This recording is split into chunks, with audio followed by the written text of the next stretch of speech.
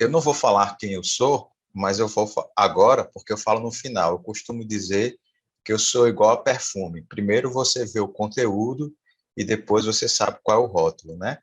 Então, mas eu vou falar de onde eu falo. Eu falo de Natal, Rio Grande do Norte, aquela cidade que fica lá na curva do Brasil, onde geralmente vocês tiram férias, e eu falo do Nordeste. E esse lugar de fala é muito importante para mim, porque a judicialização da saúde também tem aspectos regionais que precisam ser vistos.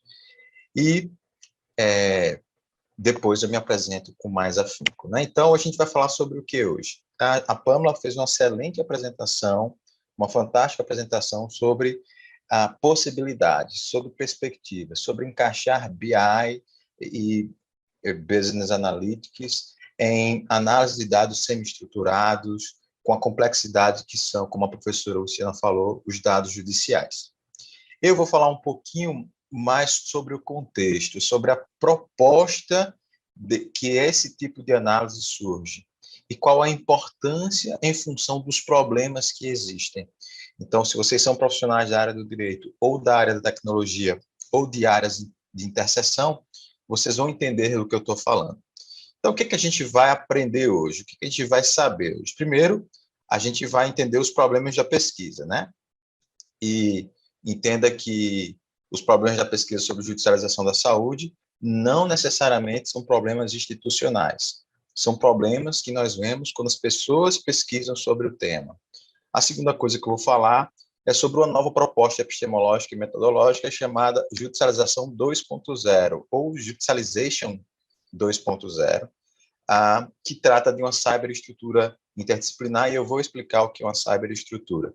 E, por final, eu vou falar das IIs, ou Infraestrutura de Informação, que é um campo que existe pelo menos desde as décadas de 50 e que tem estudos profundos e bem beligerantes, digamos assim, bem fortes, sobre o papel metodológico das infraestruturas. Bom,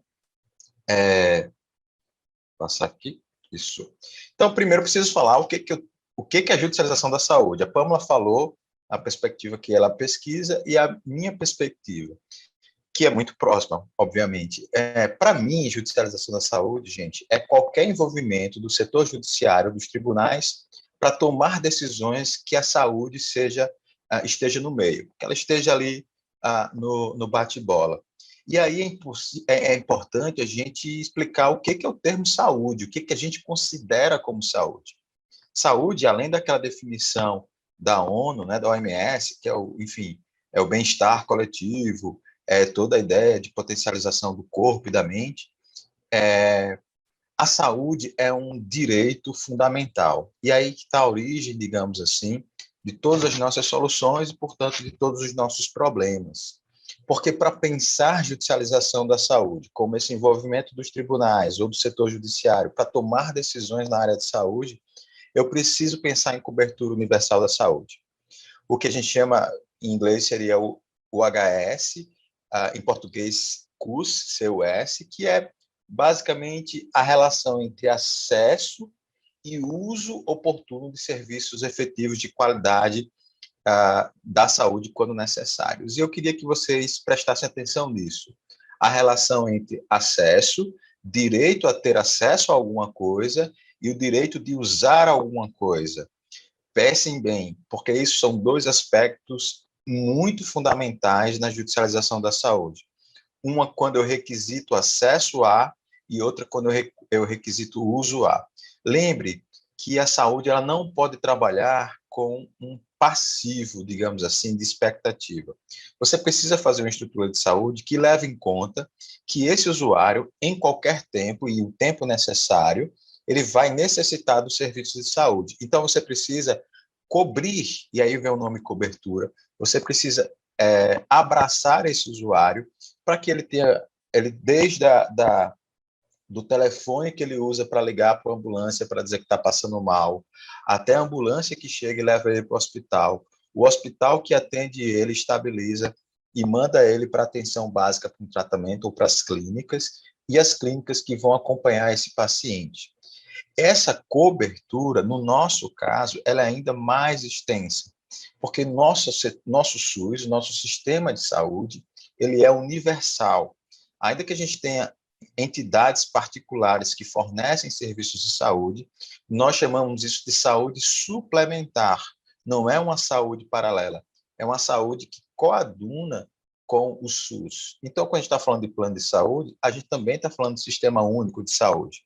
Porque o sistema único de saúde, e aí está a diferença, ele provém cobertura universal de saúde. Então, se a gente está falando de uma coisa só, naturalmente as pessoas estabelecem uma confusão, uma dicotomia sobre esses dois entes. Só para vocês terem ideia, dados de antes da pandemia, o passivo dos planos de saúde para o SUS, ou seja, o repasse que eles precisam fazer para o SUS em função do SUS ter abarcado, atendido ou financiado procedimentos no setor privado, era quase de 3 bilhões de reais. Então, se fosse uma saúde paralela, se fosse uma saúde que concorresse com o SUS, não havia passivo intermediário. Mas, de fato, não há dividendos, mas há dívidas de um sistema para o outro em função da cobertura universalizante. Então, entendido o conceito de judicialização, entendido o conceito de saúde, como é que é essa questão da judicialização no mundo? Então, eu resolvi separar para vocês em dois grandes mapas. O primeiro mapa, eu vou chamar um nome bem bonito em inglês, né, que em inglês dá aquela autoridade para a gente. Mapa é um sistema upstream de judicialização. O que são sistemas upstream? Sistemas upstream são sistemas que eu vou traduzir como sistemas a montante, um conceito da geografia. E a montante na geografia é quando você tem um rio, por exemplo, quando você tem um evento que corre ao contrário do curso natural do rio. Então, você tem um sistema a montante. Geralmente, sistemas agrícolas e etc. fazem uso desse termo. Quais são esses sistemas que andam contra a corrente? Basicamente mapeado nos países do hemisfério norte, Estados Unidos, os países escandinavos, alguns países da Europa, Nova Zelândia, enfim, propõem sistemas de observação da judicialização que não enfatizam o individual, mas que possa levar questões específicas da sociedade para o coletivo. E do outro lado do mundo, o hemisfério sul, o grande problema, digamos assim, e eu não estou falando de coisas boas ou coisas ruins, eu estou falando problema como problema indiciário, coisas boas de se investigar, ocorre nos países do hemisfério sul, particularmente na América Latina e na África do Sul. E aí, a gente precisa entender isso em números, né? Então, como é que seria essa divisão? Olha só, os 3 primeiros dados do gráfico que vocês estão vendo é o número de ações por milhão de habitantes. A Colômbia tem mais de 3.200 ações por milhão de habitantes correntes históricas no seu sistema judiciário. Óbvio que a Colômbia passou por uma mudança de regime de saúde, eles privatizaram a saúde deles, enfim, teve uma série de questões, não tem cobertura universal, só cerca de 75% dos colombianos têm a cobertura de saúde, enfim, mas quando a gente vai comparar Colômbia, Brasil, Costa Rica e Argentina, por exemplo, Brasil com mais de 200 ações por milhão, Costa Rica com mais de 100 ações por milhão e Argentina com mais de 25 ações por milhão, é um número infinitamente superior do que, por exemplo, em países como a África do Sul e a Índia, que não passa de 0,3% e 0,2% ações, digamos assim, né? Então, aí você tem a relação estatística de ações por milhão de habitantes. Então, o que eu quero dizer sobre isso? Eu queria chamar a atenção para vocês sobre esses dois lados do mundo. Sistemas ajusantes, sistemas downstream, aqueles que o direito individual à saúde ele é enfatizado e que ele é o direito em que os magistrados, o setor judiciário, o setor político vai enfatizar. É o meu direito de entrar e não mudar nada coletivamente, mas resolver o meu problema. E é assim que o nosso sistema tem se comportado. E do outro lado do oceano, do outro lado do hemisfério, os sistemas upstream, que eu vou chamar de sistemas a montante, que eles vão além da ferocidade do mercado, eles vão além das coisas que estão acontecendo entre oferta de saúde, demanda de saúde, e eles procuram minimizar as ações individuais, fortalecendo as ações coletivas e universais. Isso muitas vezes, pessoal, passa por reordenamentos jurídicos e constitucionais, sim, mas na maioria das vezes passa por elementos, passa por dados que não têm a ver eminentemente com o processo de judicialização, mas com um processo muito maior. Vou falar para vocês sobre o caso da África do Sul, na década de 90, que viu explodir os casos de AIDS na sociedade e, portanto, nos tribunais.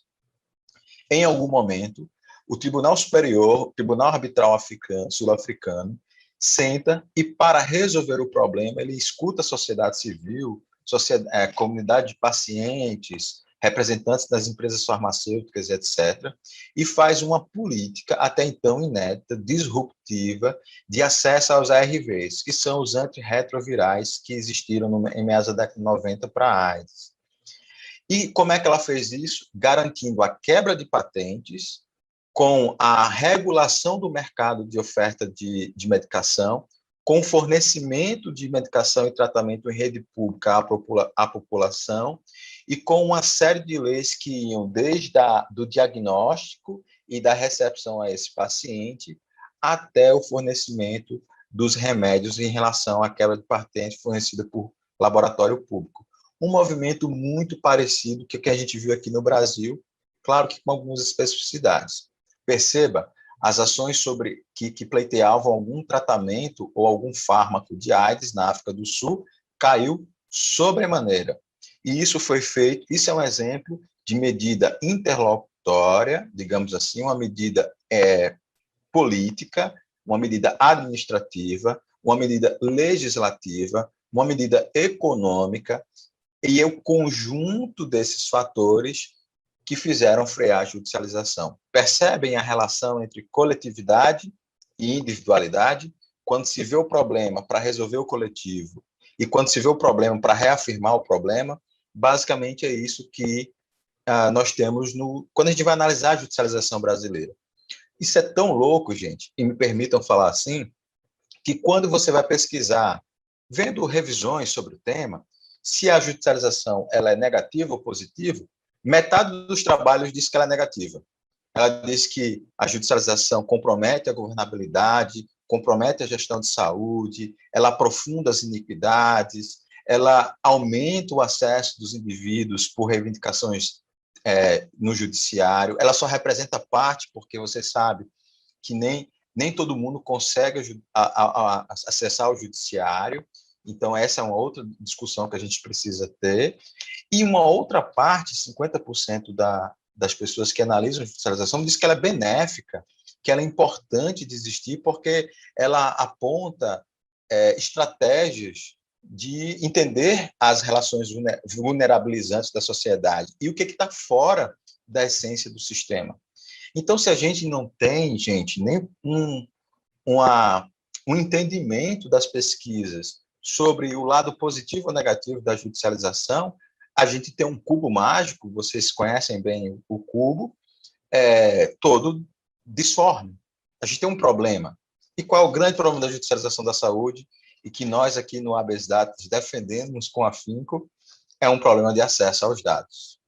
Olha só, isso aqui é dois pesquisadores colombianos e uma americana que falam sobre a relação, quando vão ver revisões integrativas. Quem não sabe o que são revisões integrativas, eles olham, é uma meta-análise, eles olham os trabalhos sobre um determinado campo de pesquisa e veem o que esses trabalhos abordam a partir de um problema.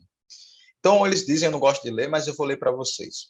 A maioria dos estudos que coletam a maioria dos estudos sobre judicialização da saúde coletam seus próprios dados. Baseiam-se em amostras limitadas que, às vezes, não são representativas e, em sua maioria, não generalizáveis. Primeiro, necessitamos superar os problemas metodológicos e de desenho de pesquisa que têm atrapalhado os estudos empíricos disponíveis sobre o tema. O que ele está dizendo aqui, de forma muito bonita, e eu vou traduzir para vocês, é que nós não temos a garantia do dado em fonte primária, secundária, enfim, para que a gente possa entender o contexto desse dado, entender os vieses desse dado e estabelecer reprodutibilidade. Gente, reprodutibilidade é um dos das bases da ciência. É uma das colunas da ciência. A capacidade eu tenho de pegar os mesmos dados que você chegou à conclusão naquela pesquisa e reproduzir e chegar exatamente aos mesmos dados. Isso na física, na geofísica, na geologia, na matemática, já é conhecido há pelo menos alguns séculos, mas isso ainda é um problema atual. Lembro para vocês uma coisa, um dos principais estudos publicados na Lancet foram retirados de publicação porque quando o corpo editorial da Lancet, que é uma das grandes revistas de pesquisa no mundo, editoriais do mundo, pediram os dados, os donos dos dados, o dono da base de dados, disse que não era possível fornecer. Isso foi o suficiente para a Lancet retirar o estudo, porque ela disse que se não há garantias de como você pegou isso, de eu reproduzir isso, não há estudo. Então, se isso não existe na judicialização, o problema do dado, e aí contribuindo com o que a professora Lu falou no início, da informação e da comunicação, é premente. Mas calma, existe um jeito de a gente organizar isso, de deixar esse cubo bonitinho aí, ó, como eu coloquei. Basicamente, se a gente sabe que existe ausência de dados empíricos confiáveis, e a gente tem que fazer um esforço, então, de arranjar esses dados, concorda? E é isso que o Habeas Data está fazendo, gente. E é um convite a vocês, eu estendo um convite a vocês, a todos que nos escutam agora e vão nos ouvir depois. Se nós sabemos que os problemas do dado e da informação é um problema imperativo para a reprodutibilidade de trabalhos, e para que a gente entenda o panorama, o landscape da judicialização, a gente precisa fazer isso a partir de duas coisas.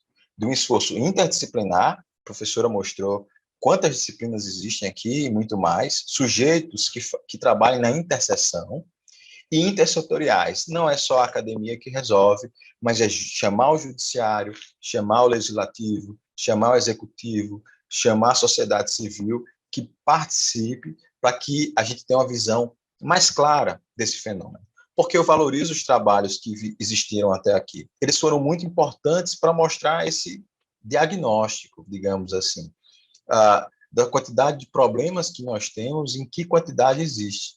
Mas a gente vai um pouquinho além.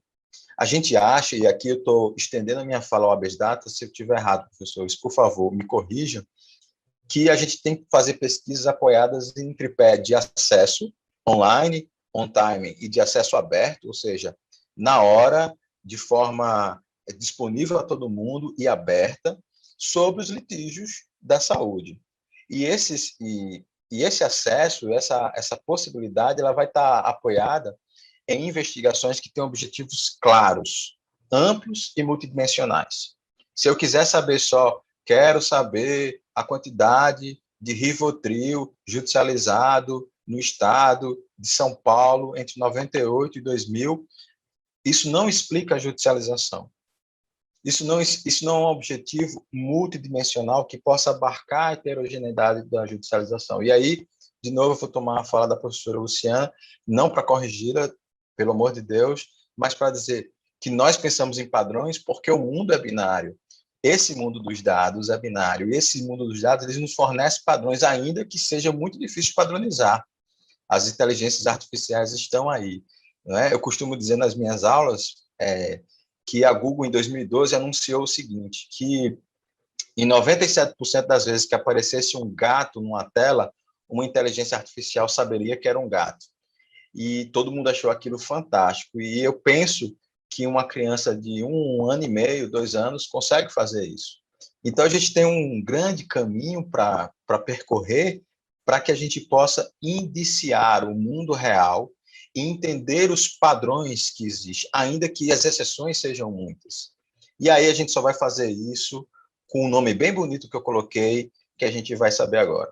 A gente só sabe isso a partir da informação. Esse é o ente que todo mundo aqui tem interesse em estar, isso que a gente vem tanto ultimamente falando, né? Fake news, isso é fato ou verdade, isso tudo está ligado à informação. E aí, lembrem, aquilo que estrutura você para saber o mundo real é dado, não é informação. Mas aquilo que você elabora sobre o mundo real é informação. E se existe essa informação, existe um ciclo de responsabilização. Eu vou chamar em inglês, de novo, que é mais bonito, The Cycle of Accountability, um ciclo de responsabilização, ou seja, um círculo em que as pessoas, cada uma em seus lugares, possam saber ter elementos claros, entender o processo da judicialização da saúde e, nesse ciclo, propor soluções.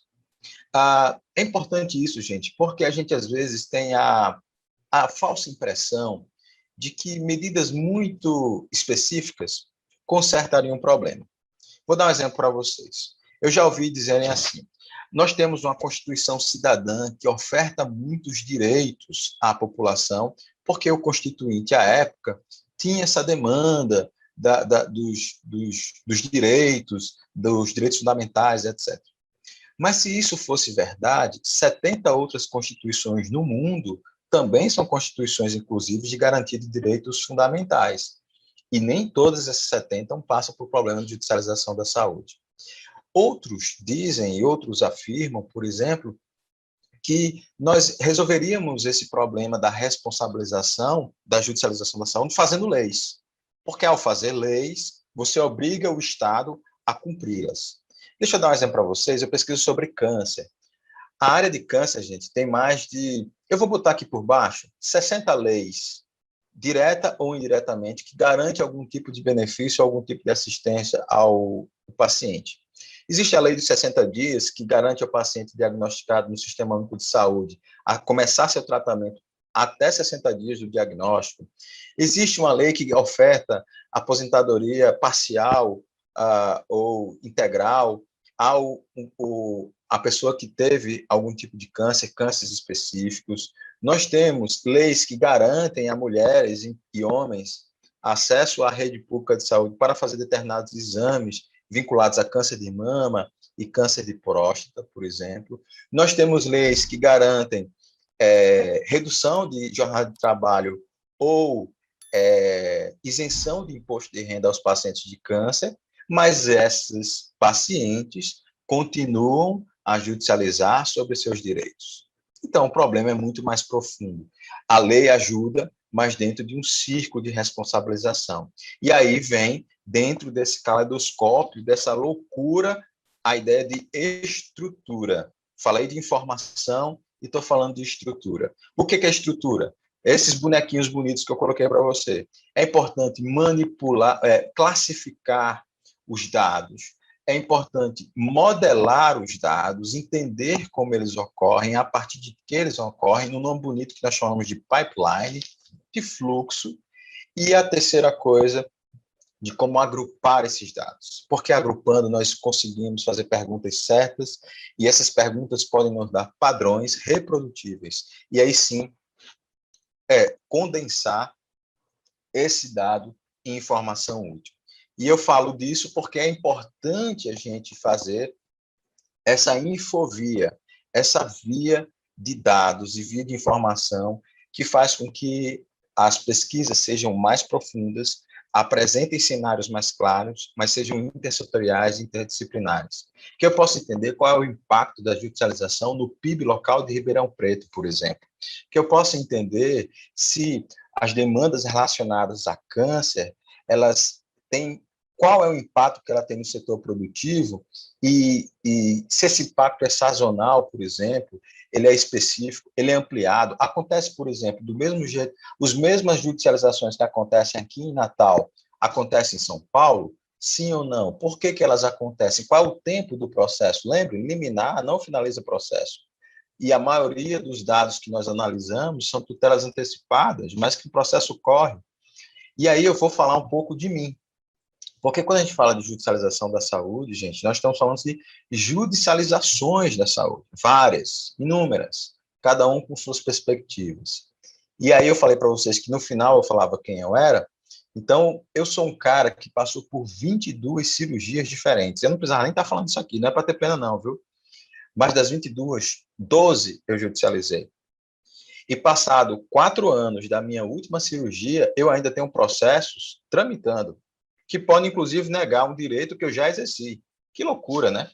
O que eu estou dizendo para vocês é que eu estou onerando o Estado está trabalhando, provavelmente, em algum momento, para para os meus processos, de coisas que eu já resolvi, porque há dimensões que não se conversam, ou há dimensões que o mérito judicial, epistemológico, hermenêutico, filosófico, ele ocorre em um tempo diferente da urgência de salvar vidas ou de não deixar sequelas, ou das sequências morais que existem no setor judiciário. E aí, gente, eu falo um pouquinho para vocês sobre esse pipeline aqui de classificação, modelagem e agrupamentos. Essa estrutura, ela só é dada por pessoas. Pessoas ajudam pessoas e falam de pessoas. E esses professores, tanto aqui do Habeas Data, como diversos outros, estão imbuídos de tentar entender essas estruturas para fornecer campos frutíferos de pesquisa. E aí eu lanço para você esses desafios. Toda a minha vida acadêmica, eu estava próximo de grupos de pesquisa interdisciplinares e intersetoriais que viam valor nas interseções. As especializações, elas são muito importantes, mas se elas crescem demais, se elas se estabelecem demais, elas passam a ser descompensatórias. E aí, por isso, que eu vou finalizar, e aí sim falando sobre quem eu sou. Eu sou Gustavo Barbosa, eu sou doutorando na Fiocruz, eu sou de um instituto chamado ICICT, que é Instituto de Comunicação, Informação, Tecnologia e Saúde, e eu também sou do Habeas Data e eu vesti essa camisa, porque eu sou de um grupo interdisciplinar, interessado, profundo, com pessoas comprometidas para fazer um trabalho muito além do que nós mesmos sabemos que é possível. Então, quem puder, por favor, visite o site do Habeas Data, procure saber sobre o Habeas Data, procure os professores, os pesquisadores. Aí estão os meus contatos para que vocês também possam me procurar, e eu estou totalmente à disposição. Este é mais um conteúdo produzido pela Faculdade de Economia, Administração e Contabilidade de Ribeirão Preto, a FEA-RP USP. Veja todos os nossos conteúdos em vídeo em nosso canal do YouTube ou acesse o site media.fearp.usp.br para acompanhar também nosso podcast.